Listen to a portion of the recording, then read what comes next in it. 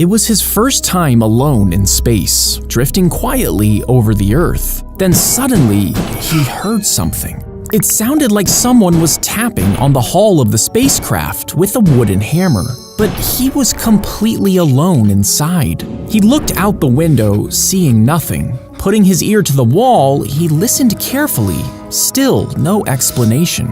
You see, it's actually impossible to hear anything in space, since there's no air to carry sound. Astronauts on other missions reported hearing the same sound, and when they tried to replicate it on the inside, nothing matched. Now, some think it was the spacecraft expanding and contracting from temperature changes, but others wonder if something else was out there.